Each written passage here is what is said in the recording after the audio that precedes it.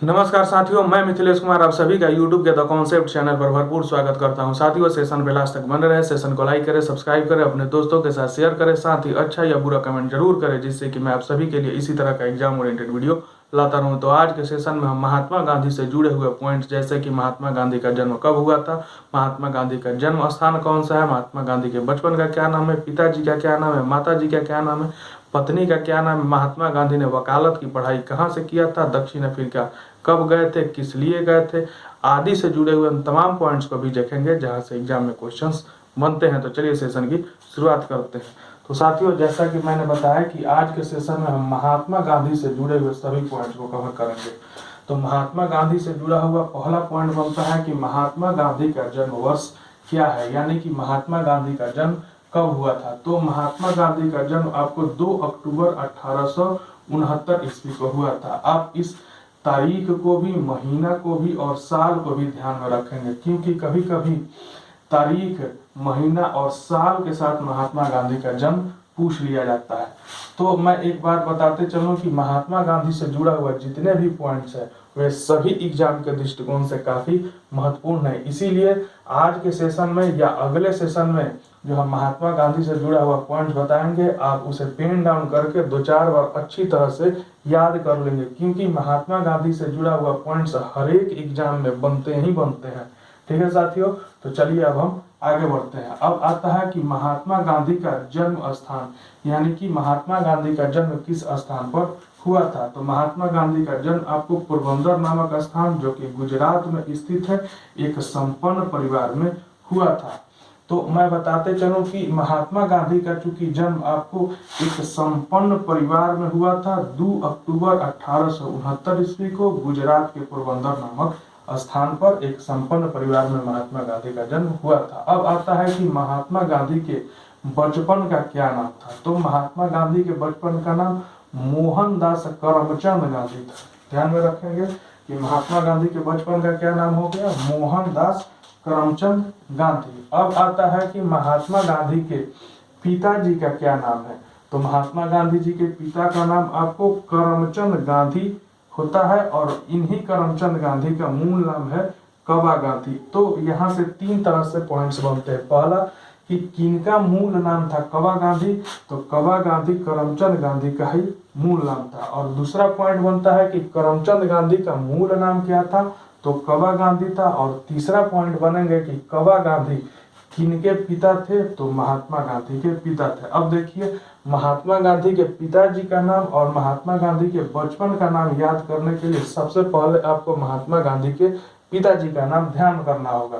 तो महात्मा गांधी के पिताजी का नाम हो जाता है करमचंद गांधी, और करमचंद गांधी नाम से पहले अगर आप मोहनदास जोड़ देते हैं तो निकल करके आ जाता है महात्मा गांधी के बचपन का नाम।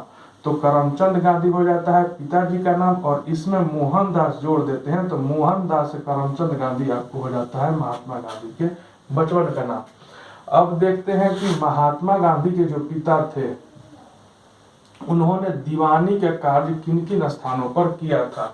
तो पोरबंदर नामक स्थान पर, राजकोट नामक स्थान पर और बंकानेर नामक स्थान पर, इन तीनों ही स्थान पर महात्मा गांधी के पिताजी ने आपको वकालत का कार्य किया था। तो कौन कौन सा स्थान था, पोरबंदर, राजकोट और बंकानेर, ये 3 स्थान थे जहां पर महात्मा गांधी के पिताजी ने दीवानी का कार्य किया था। अब आता है कि महात्मा गांधी का विवाह किनके साथ हुआ था, या महात्मा गांधी के पत्नी का क्या नाम था, या महात्मा गांधी का विवाह कितने वर्ष की आयु में आपको हुआ था। तो महात्मा गांधी का विवाह आपको कस्तूरबा गांधी के साथ हुआ था, या महात्मा गांधी के पत्नी का भी नाम आपको कस्तूरबा गांधी ही होता है। और महात्मा गांधी का विवाह 13 वर्ष की उम्र में कस्तूरबा गांधी के साथ हुआ था। इस 13 वर्ष को भी ध्यान में रखेंगे, क्योंकि यह एग्जाम में पूछा हुआ है। ठीक है, तो महात्मा गांधी का विवाह आपको 13 वर्ष की उम्र में कस्तूरबा गांधी के साथ हुआ था, और महात्मा गांधी के पत्नी का नाम आपको कस्तूरबा गांधी होता है। अब आता है कि महात्मा गांधी के माता जी का क्या नाम था। तो महात्मा जी के माता जी का नाम था आपको पुतलीबाई। तो पुतलीबाई हो गई आपको महात्मा जी की माता जी, और कस्तूरबा गांधी हो गई पत्नी। अब देखते हैं कि महात्मा गांधी की जो प्रारंभिक शिक्षा थी कहाँ पे हुई थी। तो महात्मा गांधी की प्रारंभिक शिक्षा आपको राजकोट नामक स्थान पे हुई थी। देखिए, महात्मा गांधी की प्रारंभिक शिक्षा और महात्मा गांधी का जन्म स्थान याद करने के लिए आपको महात्मा गांधी के पिताजी ने जिन स्थानों पर दीवानी का कार्य किया था उनमें से 2 स्थान पोरबंदर और राजकोट को अगर आप ध्यान में रखते हैं तो महात्मा गांधी का जन्म स्थान और महात्मा गांधी की प्रारंभिक शिक्षा कहाँ हुई थी पता चल जाता है। तो महात्मा गांधी के पिताजी जब पोरबंदर नामक स्थान पर दीवानी का कार्य कर रहे थे उसी वक्त पोरबंदर नामक स्थान पर महात्मा गांधी का जन्म हुआ था और यह पोरबंदर नामक स्थान आपको कहाँ है, गुजरात में।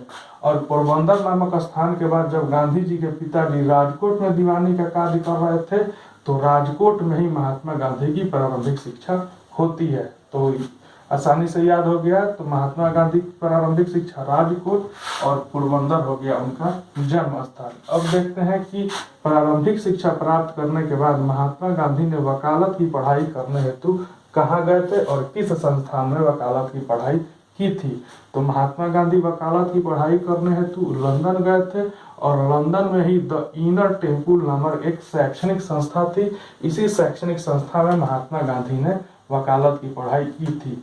तो वकालत की पढ़ाई से गांधी जी से जुड़ा हुआ 2 पॉइंट बनता है। पहला कि महात्मा गांधी ने वकालत की पढ़ाई करने हेतु कहाँ गए थे, तो लंदन गए थे और लंदन में किस संस्था में वकालत की पढ़ाई की थी, तो द इनर टेम्पल नामक संस्था में इन्होंने वकालत की पढ़ाई की थी। अब महात्मा गांधी से जुड़ा हुआ अगला पॉइंट बनता है कि जब महात्मा गांधी ने अपनी वकालत की पढ़ाई पूरी कर ली तो वकालत की पढ़ाई पूरी करने के बाद आपको डरबन जाते हैं और यह डरबन आपको दक्षिण अफ्रीका में स्थित है।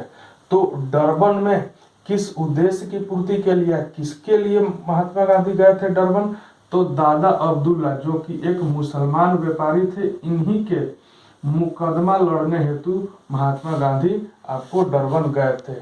तो यहाँ से भी 2-3 पॉइंट बनेंगे कि महात्मा गांधी डरबन किस लिए गए थे, तो महात्मा गांधी डरबन दादा अब्दुल्ला जो कि एक मुसलमान व्यापारी थे, इन्हीं के केस के सिलसिला में ये दक्षिण अफ्रीका के डरबन में जाते हैं और यहाँ पे इन्हें इस मुकदमा में सफलता भी हासिल होती है। तो ध्यान देंगे कि सबसे पहले गांधी जी ने वकालत की पढ़ाई करने हेतु लंदन गए थे और लंदन में द इनर टेम्पल नामक संस्था में वकालत की पढ़ाई की और वकालत की पढ़ाई पढ़ने के उपरांत यानी बाद में दादा अब्दुल्ला जो कि मुसलमान व्यापारी थे, इन्हीं के केस के सिलसिले में डरबन जो दक्षिण अफ्रीका में स्थित है गए। अब दक्षिण अफ्रीका में जाने के बाद इन्होंने दक्षिण अफ्रीका में कितने वर्ष रहे थे, तो 21 वर्ष ये महात्मा गांधी दक्षिण अफ्रीका में रहे थे। अब आता है कि दक्षिण अफ्रीका महात्मा गांधी कितने वर्ष की आयु में गए थे, तो 24 वर्ष की आयु में गए थे। ये वाले वर्ष को भी ध्यान में रखेंगे और कितने वर्ष दक्षिण अफ्रीका रहे थे उस वाले वर्ष को भी ध्यान में रखेंगे। तो महात्मा गांधी 24 वर्ष की उम्र में दादा अब्दुल्ला के केस के सिलसिले में डरबन गए थे और दक्षिण अफ्रीका जाने के बाद वे वहाँ पे 21 वर्ष प्रवास किया था। अब आता है कि चूंकि 21 वर्ष दक्षिण अफ्रीका में प्रवास के दौरान गांधी जी ने वहाँ पे कुछ कार्य किए थे। उस कार्य में गांधी जी ने कुछ संस्था की स्थापना किया था, फॉर्म की स्थापना किया था एवं पत्रिका यानी कि अखबार का भी प्रकाशन किया था। तो दक्षिण अफ्रीका में महात्मा गांधी द्वारा स्थापित संस्था का नाम था नटाल इंडिया कांग्रेस। तो यहाँ से पूछा जाता है कि गांधी जी ने नटाल इंडिया कांग्रेस की स्थापना कहाँ की थी, तो दक्षिण अफ्रीका में प्रवास के दौरान किया था। फिर आगे बनता है कि गांधी जी ने टॉल्स्टॉय फॉर्म की स्थापना कहाँ की थी, तो दक्षिण अफ्रीका में ही गांधी जी ने टॉल्स्टॉय फॉर्म की स्थापना की थी और किसके सहयोग से, कालेन बाख की सहायता से। यानी कि कालेन बाख ही वे व्यक्ति थे जिन्होंने महात्मा गांधी की टॉल्स्टॉय फॉर्म स्थापित करने में सहायता की थी। तो नटाल इंडिया कांग्रेस और टॉल्स्टॉय फॉर्म दोनों दक्षिण अफ्रीका में गांधी जी द्वारा स्थापित की जाती है। अब एक फिनिक्स फॉर्म है। यह फिनिक्स फॉर्म की स्थापना 1904 ईस्वी में डरबन में गांधी जी द्वारा की जाती है और यह फिनिक्स फॉर्म गांधी जी द्वारा स्थापित प्रथम आश्रम था। यह भी एग्जाम में कई बार पूछा है कि गांधी जी द्वारा स्थापित प्रथम आश्रम का क्या नाम था, तो फिनिक्स फॉर्म था। और दूसरा बनेगा कि गांधी जी द्वारा स्थापित प्रथम आश्रम जिसका नाम फिनिक्स फॉर्म है, अफ्रीका के किस स्थान पर किया गया था, तो डरबन में किया गया था और वर्ष कौन सा था, तो 1904 था। अब गांधी जी अपने 21 वर्ष दक्षिण अफ्रीका में प्रवास के दौरान एक अखबार का भी प्रकाशन किया था और उस अखबार का नाम था आपको इंडियन ओपिनियन। तो यह भी पूछा हुआ है कि गांधी जी ने इंडियन ओपिनियन नामक अखबार का प्रकाशन कहाँ से किया था, तो दक्षिण अफ्रीका से किया था। और यह इंडियन ओपिनियन कितने भाषाओं में प्रकाशित होती थी, तो 4 भाषाओं में, गुजराती, हिंदी, इंग्लिश और तमिल। ध्यान देंगे चूंकि गांधी जी गुजरात से संबंध रखते थे तो एक गुजराती में तो इंडियन ओपिनियन का प्रकाशन करेंगे ही, दूसरा चूंकि हिंदुस्तान से थे तो हिंदी भी जानते थे और दक्षिण अफ्रीका में थे तो इंग्लिश भी जानना जरूरी था। तो ये 3 भाषा तो आराम से याद हो जाएगा। और चौथा एक दक्षिण भारत की भाषा है जिसका नाम है तमिल। तो ध्यान रखेंगे गुजराती, हिंदी, इंग्लिश और तमिल, इन 4 भाषाओं में गांधी जी ने दक्षिण अफ्रीका में इंडियन ओपिनियन अखबार का प्रकाशन किया था। अब दक्षिण अफ्रीका में ये सब कार्य करने के उपरांत गांधी जी भारत लौटते हैं। तो गांधी जी भारत कब लौटते हैं, जनवरी 1915 ईस्वी को गांधी जी भारत लौटते हैं। गांधी जी भारत लौटने से पहले बीच में एक वर्ष अपने अफ्रीका प्रवास के दौरान एक बार भारत में आते हैं। और भारत में आते हैं तो सर्वप्रथम गांधी जी किस कांग्रेस अधिवेशन में भाग लिया था, जब आते हैं अफ्रीका प्रवास के दौरान बीच में एक बार, तो सर्वप्रथम गांधी जी किस कांग्रेस अधिवेशन में, तो 1901 के कांग्रेस अधिवेशन जिसकी अध्यक्षता दिनसा वाचा ने किया था। तो 21 वर्ष दक्षिण अफ्रीका में प्रवास के दौरान बीच में एक बार भारत आते हैं और भारत आने के उपरांत 1901 के कलकत्ता अधिवेशन जिसकी अध्यक्षता दिनसा वाचा ने की थी, इसी अधिवेशन में गांधी जी भाग लेते हैं। और यह गांधी जी द्वारा कांग्रेस अधिवेशन में शामिल होने वाला प्रथम अधिवेशन के तौर पे जाना जाता है जिसकी अध्यक्षता दिनसा वाचा ने की थी। तो यहाँ से भी 2-3 पॉइंट्स बनते हैं। पहला कि गांधी जी ने किस कांग्रेस अधिवेशन में सर्वप्रथम भाग लिया था, तो 1901 के कलकत्ता अधिवेशन में। और दूसरा कि जब गांधी जी ने 1901 के कलकत्ता अधिवेशन में सर्वप्रथम भाग लिया था तो उसकी अध्यक्षता किसने की थी, दिनसा वाचा ने किया था। अब गांधी जी के भारत में राजनीतिक गुरु कौन थे, तो वो थे गोपाल कृष्ण गोखले। यानी गोपाल कृष्ण गोखले गांधी जी के राजनीतिक गुरु के तौर पे जाने जाते हैं। अब देखिए, अब गांधी जी भारत आने के बाद एक विधि कार्यालय की स्थापना करते हैं। तो यहाँ से पूछता है कि गांधी जी ने विधि कार्यालय की स्थापना कहाँ की थी, तो मुंबई में की थी। इसे भी ध्यान में रखेंगे। तो मुंबई में गांधी जी ने विधि कार्यालय की स्थापना कर दी। उसके बाद गांधी जी के राजनीतिक गुरु कौन थे, गोपाल कृष्ण गोखले। तो गोपाल कृष्ण गोखले ने महात्मा गांधी को एक सलाह दिया था। तो वो सलाह क्या था कि अगले 2 वर्ष तक कान खुली और आंखें बंद रखे। किसको कहा था महात्मा जी ने, या महात्मा जी ने किसको कहा था गोपाल कृष्ण गोखले ने, या किसे सलाह दी थी गोपाल कृष्ण गोखले ने, तो महात्मा गांधी को। और क्या सलाह दिया था गांधी जी को कि जब ये भारत आए थे अफ्रीका प्रवास के दौरान जनवरी 1915 ईस्वी में, तो गोपाल कृष्ण गोखले उनके राजनीतिक गुरु बनते हैं। और राजनीतिक गुरु बनने के उपरांत गोपाल कृष्ण गोखले ने महात्मा गांधी को एक सलाह दी कि अगले 2 वर्ष तक तुम कान खुली और आंखें बंद रहना और इस दौरान भारत की राजनीतिक व्यवस्था को समझने का प्रयत्न करिए। और जब भारत की राजनीतिक व्यवस्था को आप समझ जाते हैं फिर भारत की राजनीति में आप कदम बढ़ाएं। तो क्या हो गया, गोपाल कृष्ण गोखले ने महात्मा गांधी को सलाह दी कि अगले 2 वर्ष तक कान खुली और आंखें बंद रखें। अब गांधी जी ने परिवार नियोजन के संबंध में भी एक उपाय बताया था। और वो उपाय क्या था, तो पहले देखते हैं कि गांधी जी परिवार नियोजन का, गांधी जी द्वारा दिया गया परिवार नियोजन का सर्वोत्तम उपाय कौन सा था। तो गांधी जी ने परिवार नियोजन के लिए सर्वोत्तम उपाय बताया था आत्मनियंत्रण। और कहा था कि यदि व्यक्ति खुद पे नियंत्रण स्थापित कर लेता है तो यह जो परिवार नियोजन की योजना है इसे सफलतापूर्वक लागू किया जा सकता है। अब आता है कि गांधी जी के राम राज्य के युगल सिद्धांत कौन से थे, यानी गांधी जी के द्वारा प्रतिपादित राम राज्य का जो सिद्धांत था उस राम राज्य के युगल सिद्धांत के तौर पर किसे जाना जाता है, तो सत्य और अहिंसा।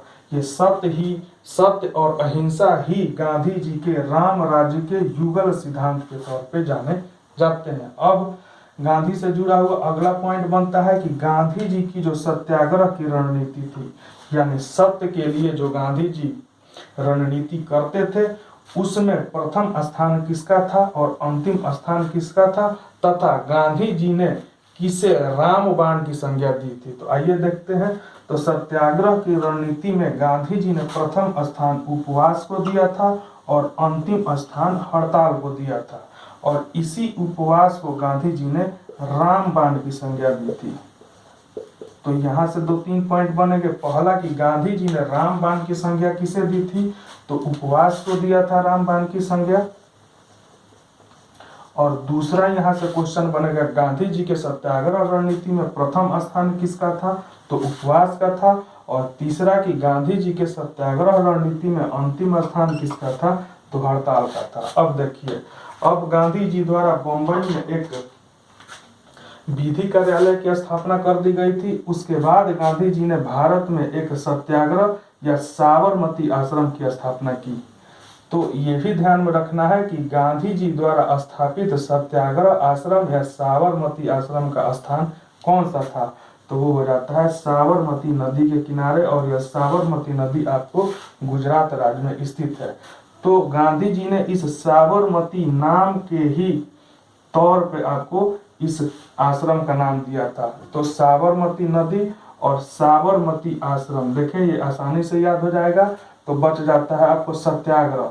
तो सत्याग्रह को केवल ध्यान में रखेंगे कि सत्याग्रह आश्रम की स्थापना गांधी जी ने कहाँ किया था, तो साबरमती। 100 यहाँ पे मिलता है और 100 यहाँ भी मिल रहा है, तो आप एक दूसरे से यहाँ लिंक करेंगे तो आसानी से याद हो जाएगा। तो सत्याग्रह आश्रम की स्थापना गांधी जी ने कहाँ किया था, साबरमती नदी के किनारे। या सत्याग्रह आश्रम को ही हम लोग साबरमती आश्रम के नाम से जानते हैं। और इन दोनों नहीं, एक ही आश्रम है परंतु नाम अलग अलग है। और यह साबरमती के किनारे किया गया था, जो गुजरात राज्य में स्थित है। अब गांधी जी ने स्वयं को भी कहा था, स्वयं के लिए भी कुछ कहा था। और क्या कहा था स्वयं के लिए, वहीं पे यहाँ पे मैंने लिख रखा है कि गांधी जी ने स्वयं को कहा था। तो क्या कहा था, तो गांधी जी ने स्वयं को दार्शनिक अराजकतावादी कहा था। तो अगर यहाँ से क्वेश्चन बन जाता है कि गांधी जी द्वारा दिया गया प्रसिद्ध कथन दार्शनिक अराजकतावादी किसके संदर्भ में था, तो स्वयं के संदर्भ में गांधी जी ने दार्शनिक अराजकतावादी शब्द का प्रयोग किया था। तो साथियों, गांधी जी से जुड़ा हुआ जितने भी पॉइंट्स थे उसमें से आधे पॉइंट्स को मैंने आज के सेशन में कवर किया, और शेष बचे हुए पॉइंट्स को हम अगले सेशन में कवर करेंगे। तब तक के लिए जय हिंद, वंदे मातरम।